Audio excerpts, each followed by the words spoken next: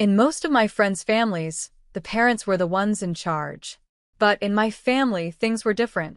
My grandmother was the one who made all the important decisions. And honestly, she had every right to do so. She was the one who started our family's fancy tableware store from scratch. Through her hard work and smart decisions, she turned it into a successful business that made her quite rich. My dad would always say, "Your grandmother has a special talent for finding beautiful things, especially when customers admired the unique pieces in our store."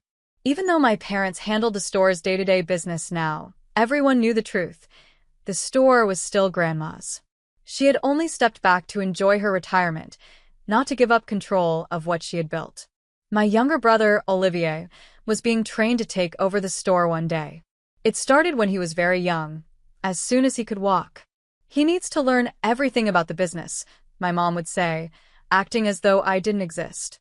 It didn't seem to matter that I was a straight-A student while Olivier hardly ever studied. He preferred playing video games instead of doing his homework. "You don't have to be smart to run a store," Olivier would joke, lying on the couch with a controller in hand. "I just need to know how to count money." My parents would laugh at his silly comments as if they were cute or clever. Meanwhile, I'd sit at the dining table working on my advanced math problems unnoticed. It felt unfair, but I had a secret advantage: my grandmother. Every weekend, I would go to her house, and we'd play what she called business games. She taught me everything there was to know about running a store. I learned how to manage inventory, take care of customers, calculate profits, and negotiate deals with suppliers. Grandma made it all so fun and exciting. She would set up a pretend store on her living room table and say, "Now, Mia, if a customer wants to buy this crystal wine set for $1,200, but it cost us $500, what's our profit margin?" Her eyes would light up as I quickly figured out the answer. "That's an 80% margin, Grandma," I'd reply, grinning. Then I'd add, "But we should also think about our overhead costs, right?" She'd smile proudly and say, "That's my girl. You understand business better than most adults I know." Every time we finished a session, she'd surprise me with a small gift from her endless collection of treasures. Those weekends with Grandma were more than just games. They inspired me. While my parents focused on preparing Olivier to take over the store, I began making my own plans. I wanted to go to college and study business the right way. By the time I turned 13, everything in my life started to change. Grandma's lessons had sparked a fire in me, and I was ready to shape my future. I can still remember that evening like it happened yesterday. After dinner, my parents called me into the living room. The serious look on my father's face told me this wasn't going to be a happy conversation. "Mia," he said, his eyes cold and stern, "your mother and I have been talking. It's time for you to stop being lazy and help out with the family business. Starting tomorrow, you'll work at the store after school." The next day, my new routine began. While my younger brother, Olivier, went home to relax and play video games, I went straight to the store after school.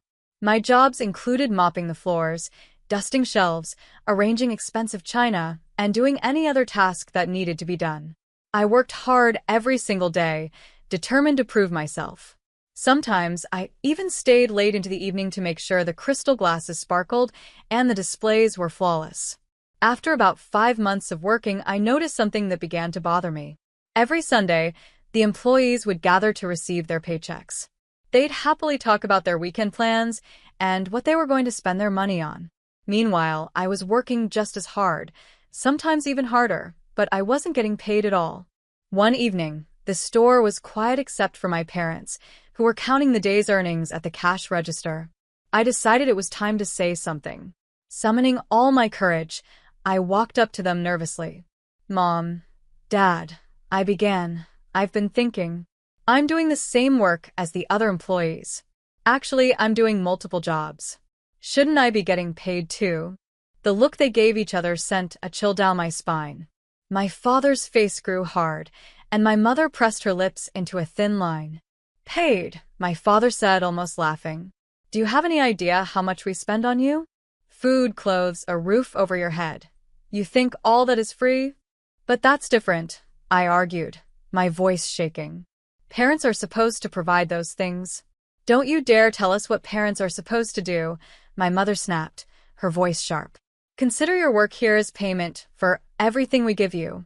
Many children would be grateful for such an arrangement. I felt tears starting to form, but I didn't let them fall. Just then, my mother stepped closer. Her voice dropped to a low, threatening whisper that I will never forget. And let me make something very clear, she said. Don't even think about running to your grandmother about this. This is our business, and we'll run it how we see fit. If I find out you've complained to her, you'll regret it. Understood? For 4 long years, I worked at the store without pay. Every week, I watched the other employees happily take home their checks while I received nothing. It was unfair, but I had no choice but to endure it.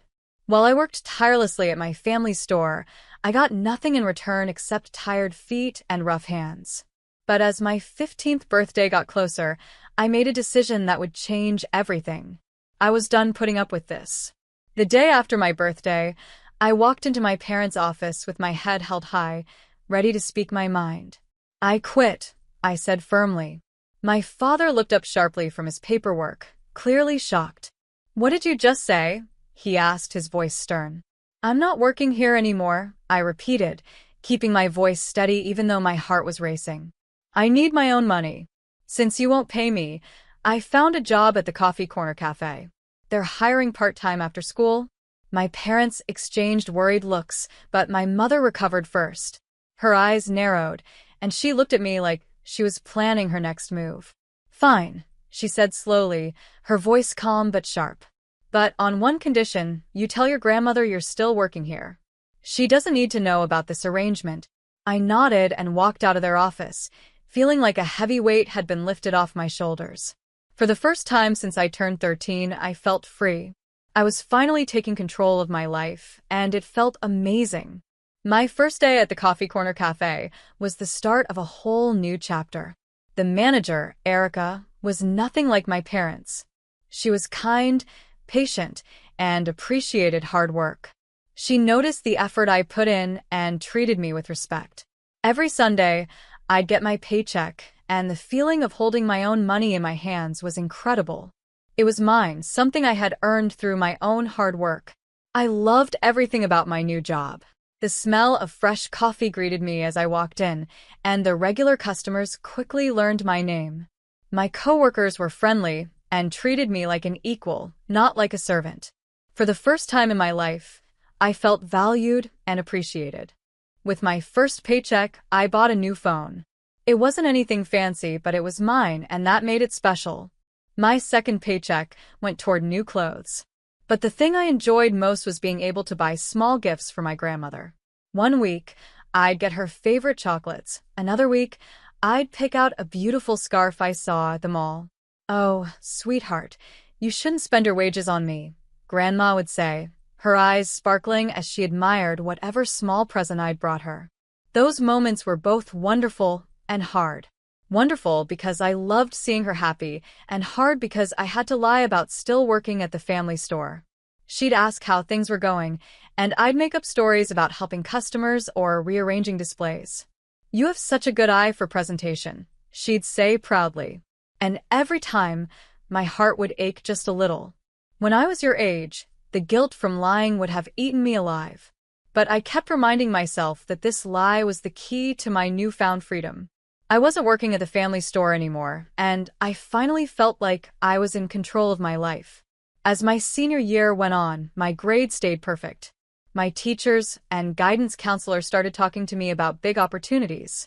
Princeton, Cornell, Rice, my counselor said during one of our meetings.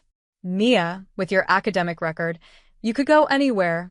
But deep down, I knew the truth.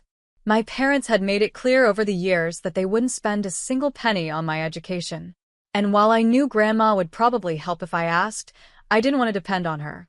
After spending my whole life feeling like I owed my family something, I wanted to stand on my own 3 feet. So, I started researching colleges nearby and discovered that our city's community college had a fantastic business program. Even better, they offered full scholarships to students with excellent grades. I spent weeks working on my application, making sure it was perfect. When the acceptance letter finally arrived, along with a full scholarship offer, I felt like I'd just won the lottery. The day before graduation, Grandma visited me. She brought me a gift, a brand new laptop. For my future businesswoman, she said with a warm smile, pulling me into a hug. I know you're going to do great things with it. Her words meant the world to me. That evening, we had a small graduation dinner with just my parents and brother, Olivier. As we ate, I decided it was time to share my big news. I've enrolled in the City College Business Program, I said, trying to sound calm. And I got a full scholarship. There was a long silence. My father finally spoke, smiling in a way that made me uneasy. Well, that's certainly convenient, he said, glancing at my mother. At least we won't have to worry about tuition. Yes, you've solved that problem for us nicely, my mother added, dabbing at her mouth with a napkin. Then, she shifted in her seat and said, which brings us to our next point. Now that you've finished high school, we need to talk about your living arrangements. What do you mean? I asked, my fork frozen halfway to my mouth. Rent, my father said flatly. Starting today, you'll need to pay rent if you want to keep living here. At first, I laughed, thinking it was some sort of weird joke. But their faces didn't change. The laughter caught in my throat. You can't be serious, I said, looking back and forth between them. You're an adult now, my mother replied sharply. We're no longer obligated to support you. If you want to live in this house, you need to contribute your fair share. My head was spinning. What about Olivier's? I blurted. I glanced at my brother, Olivier, who was unusually quiet during this whole conversation. Will he have to pay rent when he turns 17? I asked. My parents avoided looking at me, but their silence told me everything. Of course, Olivier wouldn't have to pay rent. Perfect, precious Olivier would never be treated the way I was. That's different, my father muttered without bothering to explain how. This is insane, I said, my voice shaking as I pushed my chair back from the table. I'm your child. I have a right to live in my own home. This isn't your home, my mother snapped, her calm and polite mask finally slipping. This is our house. And if you won't pay rent, you need to leave.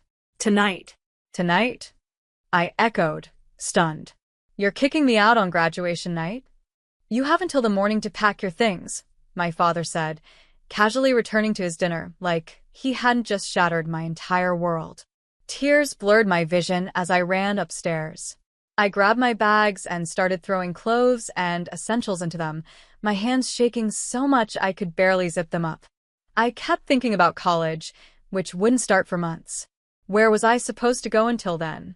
What was I supposed to do? My first thought was Grandma. She would help me, I knew she would. I dialed her number, but my heart sank when the call went straight to voicemail. Then I remembered.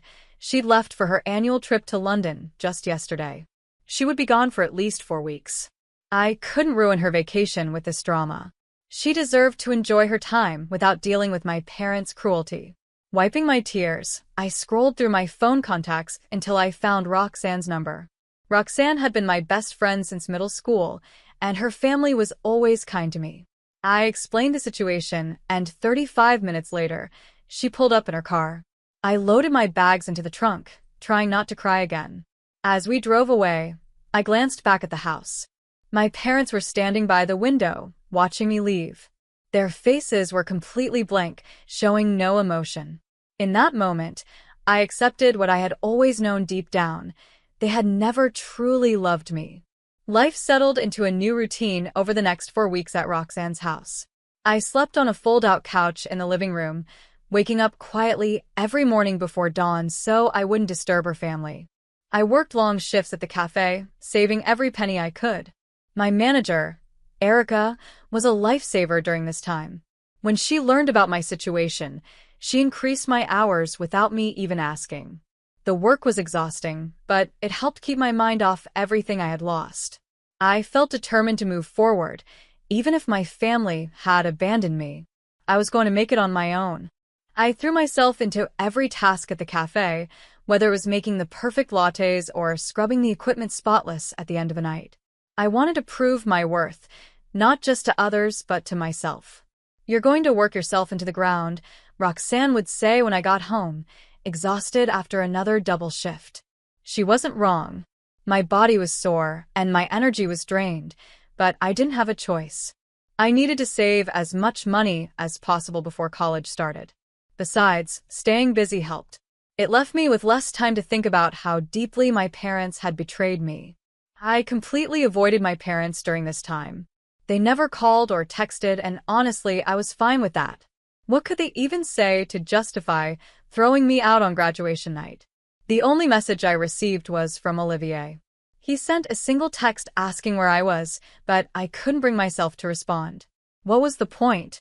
He had always been their favorite, and I didn't believe he cared about what had happened. After 3 long weeks, Grandma finally came back from her trip to London. When I heard she was home, I felt a surge of hope so strong that it made me dizzy.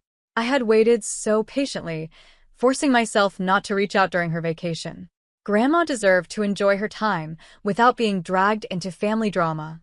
But now, I could finally tell her everything.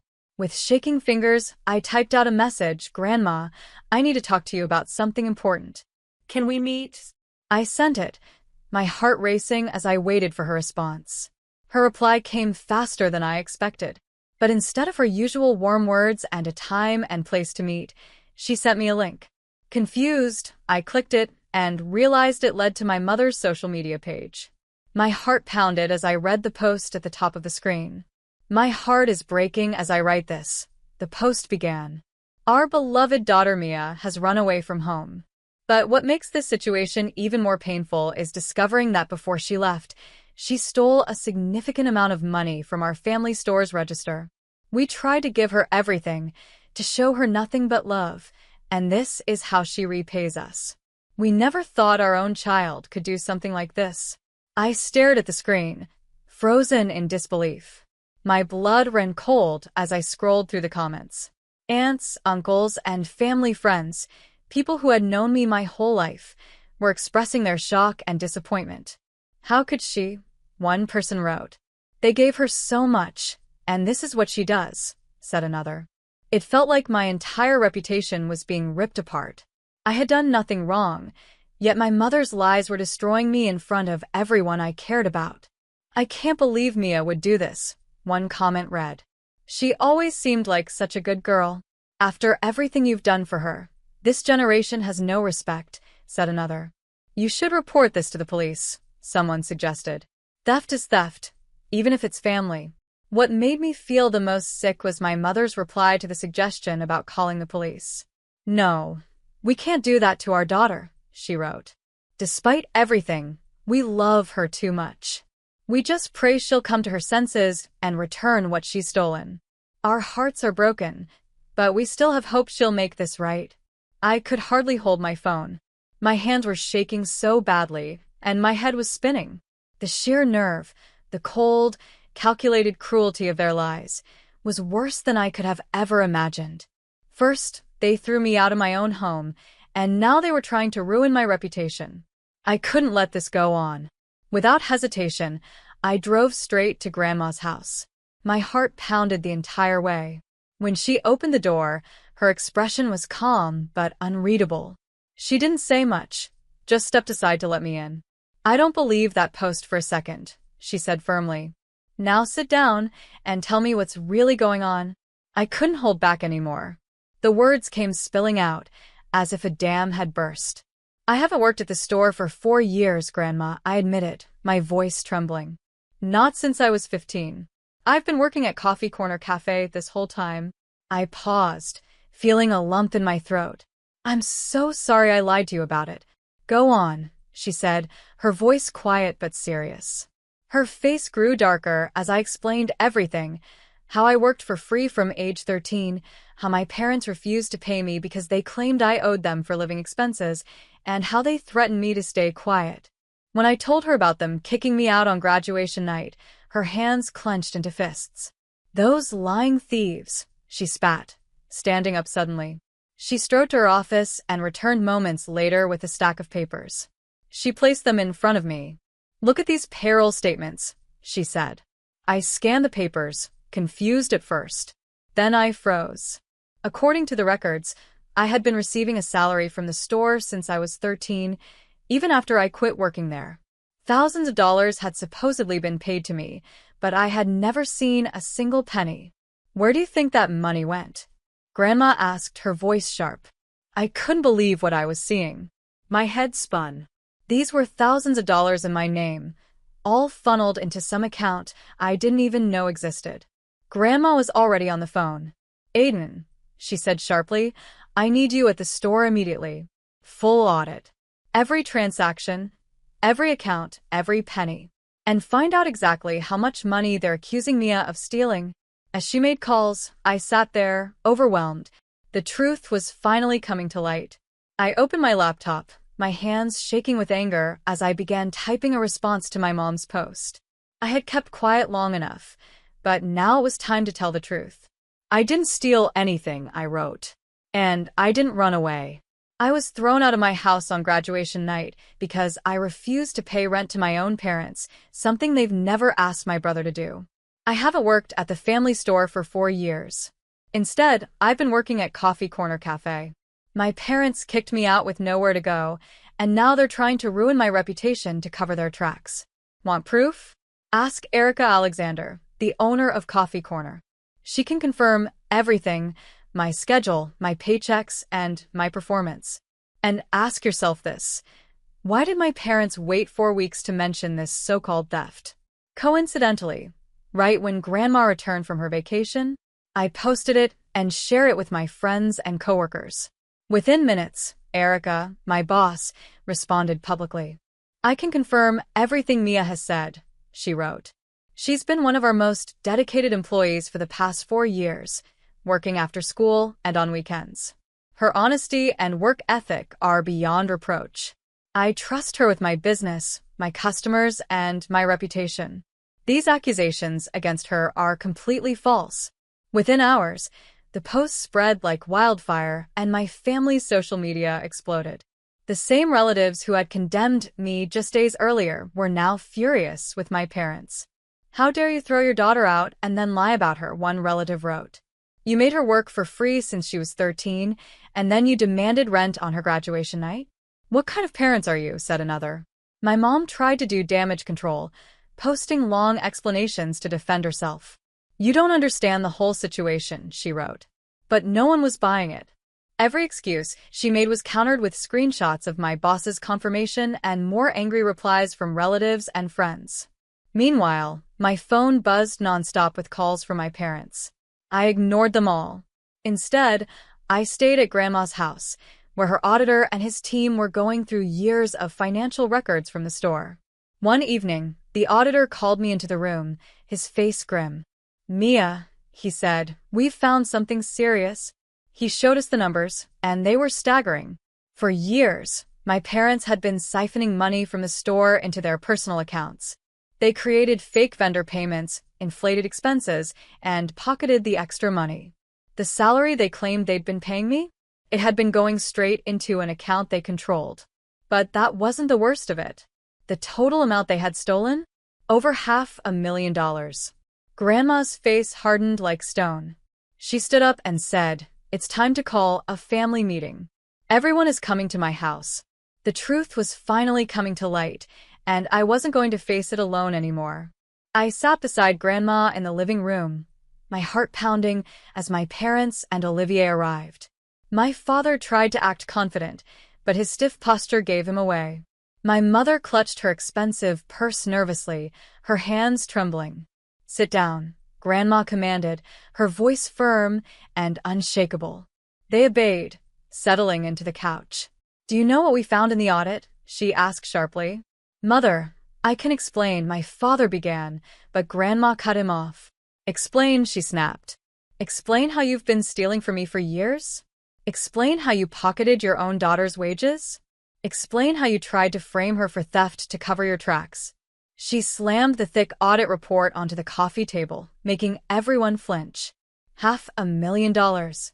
Grandma shouted. You stole $500,000 from me while treating your daughter like a servant and throwing her out onto the street.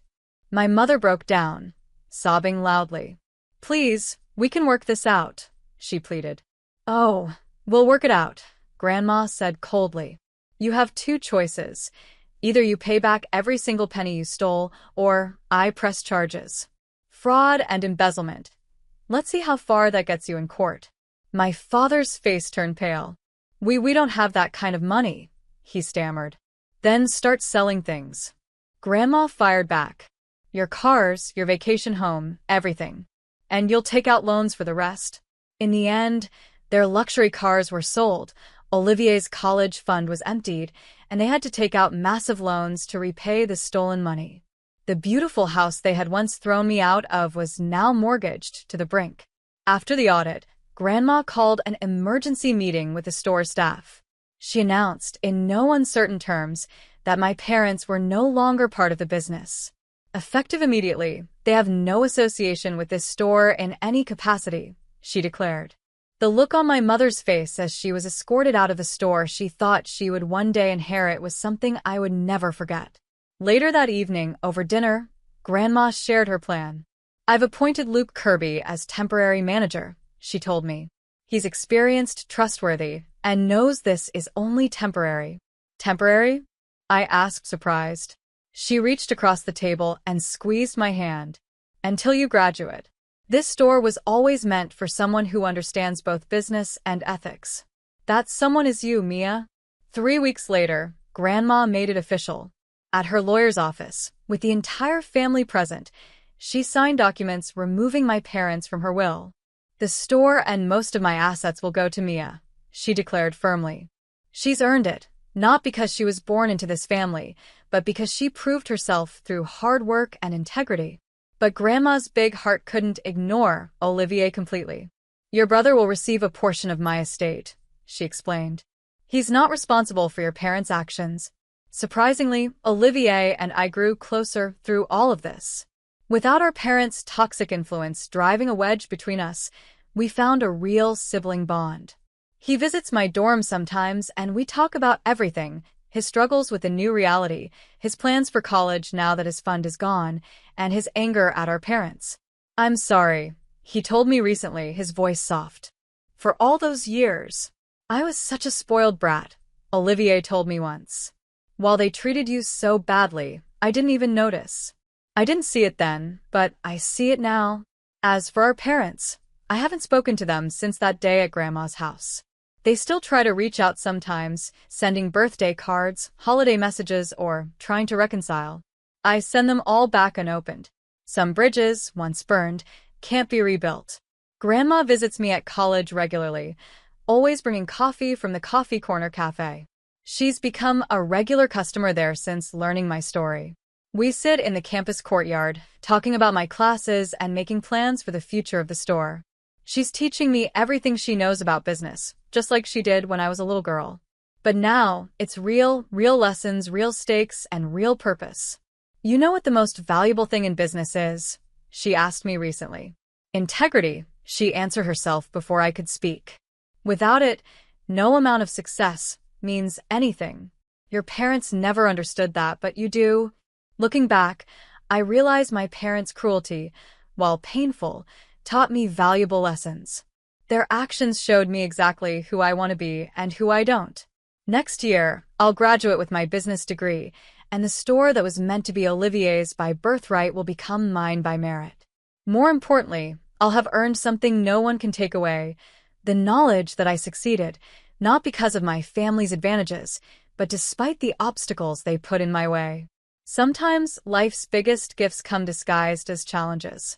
My parents thought they were punishing me by making me work in the store at 13. Instead, they gave me the experience I needed to one day run it.